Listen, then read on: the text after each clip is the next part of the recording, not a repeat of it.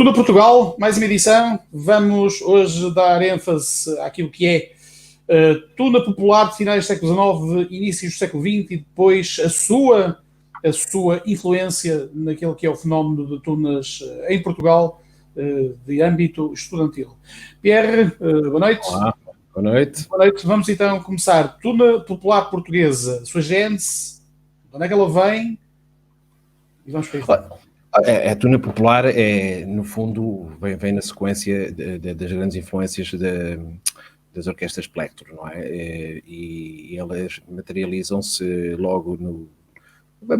Assim, os dados mais concretos colocam-nos os primeiros indícios ali por volta de 1870, a partir daí para a frente, mas nós temos de facto também alguns dados que nos permitem fazer recuar. Encontrou-se um dado indireto sobre haver uma estudantina da Rifana em 1813 e uma de São Miguel do Souto em 1834, mas dá-me a impressão... 1803, dizes tu.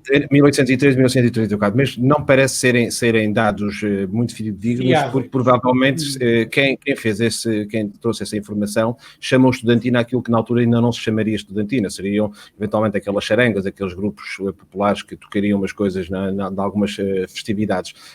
Por isso teria que ser posteriormente. Os dados mesmo oficiais que nós temos colocam-nos as primeiras tunas aí por volta de 1870, quando se fala quer da estudantina branduense, quer daquelas estudantinas garridas em Olhão, de que alguns autores vão falando, e elas na verdade são influenciadas pelo fenómeno certamente espanhol, não diretamente do fenómeno estudantil, mas do fenómeno das festas populares espanholas, nos quais existiam muitas estudantinas populares nas alturas das festividades, claro, e elas cá, pelo menos, tomarão o nome de estudantina provavelmente a partir da década de 1860, talvez, para não recuarmos demasiado sem provas inequívocas. E depois surge exatamente... Início da segunda metade do século XIX. Sim, nós poderíamos dizer que nos inícios da segunda metade do século XIX é mais fácil nós garantirmos já uma presença quase nacional de estudantinas, quer com esse nome, quer eventualmente com outros nomes similares, porque depois o nome foi entrando depois, como moda, não é? O nome estudantina teria muitas vezes outras designações. Nós sabemos, por exemplo, os famosos solidós, não é? Ou as charangas, na verdade eram verdadeiras estudantinas, não é? Pois isso tem a ver com a entrada ou não desse vocabulário mais específico. O que nós sabemos é que muito mais cedo do que acontece em Espanha, quando há a transição do nome de estudantina para tuna, cá em Portugal a palavra tuna já está a ser utilizada pelos grupos desde muito cedo, exatamente desde talvez 1880, já está quase disseminada até ao ponto de nós fazermos a transição do século, não é? Fazemos a transição do século e já nas primeiras décadas do século XX já nem sequer havia grupos chamados estudantina, todos os grupos se chamavam tuna, enquanto que em Espanha é preciso esperar praticamente até à década de 30 para que o nome estudantina quase tenha desaparecido também e já só tínhamos o nome tuna. Temos tunas populares e civis.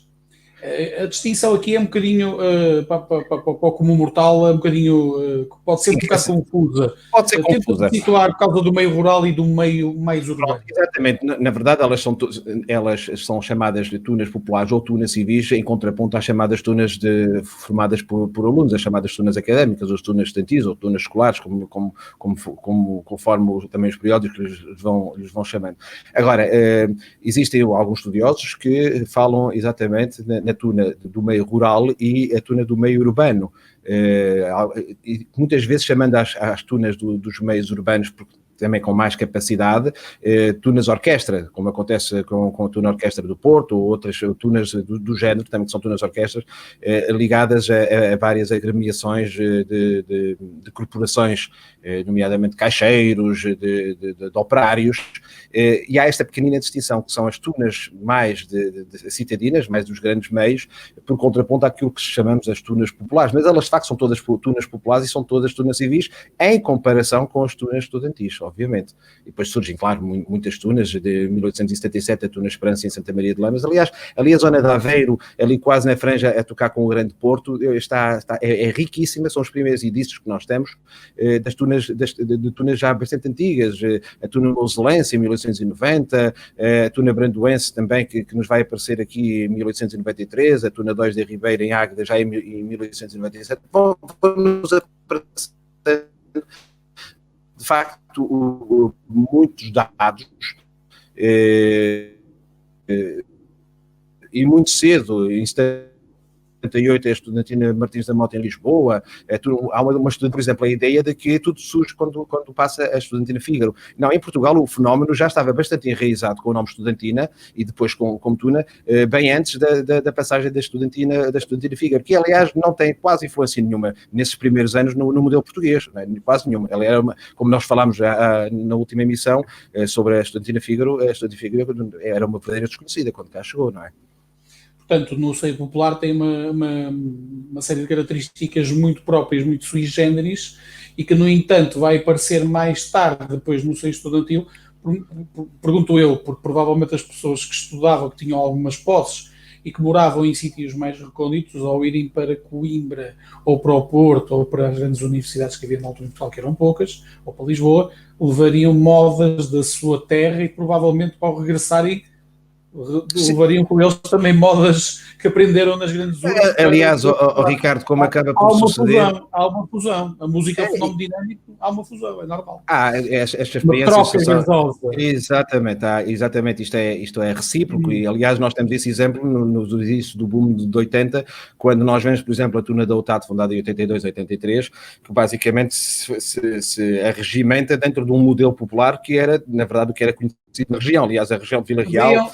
É uma exceção à regra, porque em 82 ainda estávamos muito no foco da música popular portuguesa e dos grupos de música popular portuguesa que existiam, e havia uma grande influência, os Terra a Terra e por aí fora. Portanto, esse caso em concreto da Tautado é um caso absolutamente sui generis, tanto é que é de 82, portanto, só depois mais tarde, 5 anos mais tarde, é que surge a Estudantina Universitária. Agora, o que nós podemos dizer, Ricardo, sobre as tunas populares, as tunas civis, é que eu dividiria em 3 grupos. Os grupos que estão ligados às corporações, ou seja, como a Tuna do Comércio do Porto, que é do jornal em 1889, ou a Estudantina Operária Setubalense em 1894, e há várias, Ricardo, são dezenas de empregados do Comércio do Porto em 1900, de operários de Braga, de operários de Viana, dos tauromáticos. Em Lisboa, em Lisboa há muitíssimas, não é? Na Comercial de Lisboa, do Círculo Católico, dos empregados do Comércio de Beja, de Alfaiates de Lisboa, a Tuna dos empregados do Comércio de Porto, que já é outra, já em 1907, e a Tuna Comercial de Évora. Elas são as... E depois, num outro patamar, nós poderíamos colocar as tunas, e é um trabalho que foi iniciado já pelo Rui Marques, numa tese de doutoramento belíssima, que tem a ver com as tunas que estão ligadas ao movimento republicano, não é?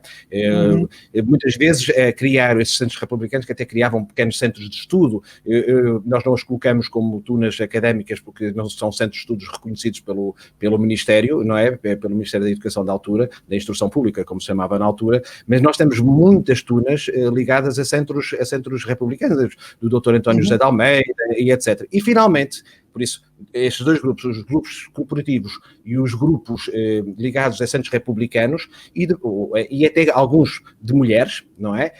Depois, no terceiro grupo, todos os outros que não estão ligados nem a essas corporações, nem a esse background mais político, são de facto as tunas populares, conforme elas aparecem. Há uma nota interessante, Ricardo, que eu não queria deixar de partilhar com os nossos ouvintes, que é o facto de se pensar que as tunas, que os festivais de tunas em Portugal só aparecem no boom. Não. Nós já temos festivais de tunas e só no meio popular já desde o início do século XX. Por exemplo, sabemos para já que em 1905 há um concurso internacional no Mónaco em que são convidadas 4 tunas portuguesas. É a tuna da Escola Politécnica de Lisboa, a tuna Académica de Lisboa, a Comercial de Lisboa e a tuna Feira. 1905. 1905, mas depois em 1906 nas festas da cidade de Coimbra, já temos aqui um concurso de tunas organizado, em que a tuna da Goinda Nadia fica em primeiro lugar e depois em segundo lugar é a tuna de Barcoço, da Bialhada. Depois, no Coliseu dos Recreios, em Lisboa, em 1907, também há um concurso de tunas, com a tuna comercial de Lisboa a participar e a tuna do Tunel Comercial. Depois temos, por exemplo, em Penafiel, em 1908, também um concurso organizado com o nome Certamen de Tunas, ou seja, foram buscar este... Já na altura foram buscar influências aos espanhóis. Exatamente, talvez porque o nome fosse mais chamativo, não é? E Provavelmente. Ali da região de Penafiel, está bem? E depois, sei lá, em 1908 também, nas festas da Rainha Santa, uma vez mais em Coimbra, também temos mais um concurso, e depois é engraçado, posso até aqui recordar algumas notas de como é que era o regulamento. Dizia que só são admitidas nesse certame, isto em Coimbra, em 1908, tunas de qualquer ponto do país, não é? As provas do certame era por 2 peças à escolha de cada tuna e uma outra peça escolhida pelo júri. Depois, a peça que era escolhida pelo júri, neste caso, foi um entreato da ópera de Carmen. E depois a entrega dos prémios, o júri era composto por 5 elementos, cujos nomes depois eles dariam a conhecer, e os prémios seriam normalmente, prémios poderiam ser monetários, ou muitas vezes será aqueles prémios em géneros, não é? E este certame foi organizado na altura pelo Coimbra Clube, que existia ali na cidade dos estudantes. Por isso, de facto, influenciados pelos grandes concursos de estudantinas que existiam na francofonia, isto chega cá a Portugal. Claro que não é um hábito, nós não podemos dizer que não foi havia uma atividade contínua. Não foi atividades, mas aconteciam ali e acolá, havia alguns concursinhos de tunas populares. Foi digamos assim, e provavelmente por ter sido intermitente é que não chegou aos nossos dias de uma forma tão vincada. E quando digo nossos dias, refiro-me sempre ao boom. Claro. Não porque é um ponto de partida, mas provavelmente porque é uma ponte. Não depois, um ponto, mas uma ponte. Sim, e depois entre algumas curiosidades muito engraçadas. Por exemplo, sabermos que nós tivemos em 1917 uma tuna do Sport Lisboa e Faro, ligado ao futebol, e na mesma cidade, mas já em 1925, uma tuna do Sporting Farense. São algumas curiosidades. Fica provado que a tuna é uma expressão musical, porque exatamente, muitas vezes é agregada. Exatamente, vários tipos de agremiações tinham o seu rancho folclórico, o seu grupo de xadrez, o seu grupo de costureirinhas, o seu grupo de amador de teatro do Grandela e também uma tuna. Exatamente, muitas vezes fossem as empresas, as corporações, ou neste caso até as agremiações, ter uma tuna, por exemplo, que era o que na altura estaria mais na moda, no fundo era a forma de publicidade. Eram as formas de publicidade. Hoje faz-se publicidade nas redes sociais e na televisão. Antigamente a forma de publicitar os objetivos da agremiação, do Ateneu, do que fosse, muitas vezes era através da tuna. Lá está. Usavam estas expressões para poder por alguma razão, os centros republicanos utilizaram tunas exatamente para também ser uma forma... Mas isso daria outro tuna Portugal, relacionamento do meio estudantil com o republicanismo e a tentativa de impor a república, que depois veio a vingar, mas antes de vingar, muita coisa aconteceu antes. Exatamente. E também a ligação do meio estudantil português com o meio estudantil espanhol, exatamente na altura do ultimátum. Que é basicamente a gente, os espanhóis não gostaram da brincadeira que os ingleses nos fizeram, e é basicamente a gente, é o ultimato inglês, da queda da monarquia e a instituição da República. Exatamente. Estamos mesmo a chegar ao fim deste Tuna Portugal, vamos só passar muito rapidamente das tunas de caráter popular barra mais civis. Houve uma ou duas que se destacassem em particular nesse panorama ao longo desse quase século, ou praticamente um século, 1850 até 1960, digamos uma das coisas que nós sabemos, Ricardo, é que A Tuna Orquestra, por exemplo, do Comércio do Porto, dos caixeiros do Porto, era uma das tunas mais famosas e tida como das melhores tunas que existiam em Portugal, juntamente com a Tuna Comercial de Lisboa. Havia assim elas eram de facto quase todas urbanas, até porque a capacidade de ter um contingente de pessoas com alguma capacidade de ter aprendido música era maior, não é? A base de recrutamento seria maior. São as tunas que eu destacaria pela sua importância em termos de qualidade musical. Depois temos aquelas tunas que podemos destacar exatamente porque ainda hoje estão em atividade, que são das tunas mais antigas do mundo. Muito rápido, muito rápido. A Tuna Brandoense de 1870 e a Tuna Esperança de Santa Maria de Lamas de 1877 são as mais antigas tunas que existem em atividade até hoje no mundo inteiro. Também são aquelas que a gente pode aqui destacar rapidamente dentro do mundo inteiro, dizes tu. Do mundo inteiro, desde que continuam em atividade, obviamente, não são as primeiras, mas que continuam em atividade, sim, são das primeiras. Portanto, muito rapidamente, em 10 segundos, confirmas que a tuna estudantil portuguesa é uma importação de um fenómeno que já existia no seio popular e civil em Portugal. Não nasce a tuna na universidade.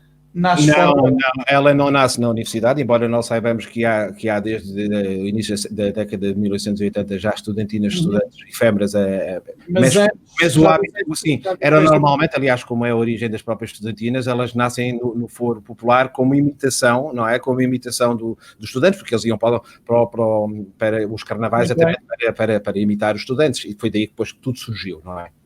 E os estudantes foram Muito bem, fica aqui mais Tuna Portugal, um estúdio, o tema de hoje, as tunas populares e as tunas civis e sua importância para o nascimento da tuna estudantil. 15 minutos, 2 turnos. Vamos continuar. Mantenham-se aí, já sabem, o Tunises sempre às segundas, quartas e sextas. Boa noite. Até amanhã.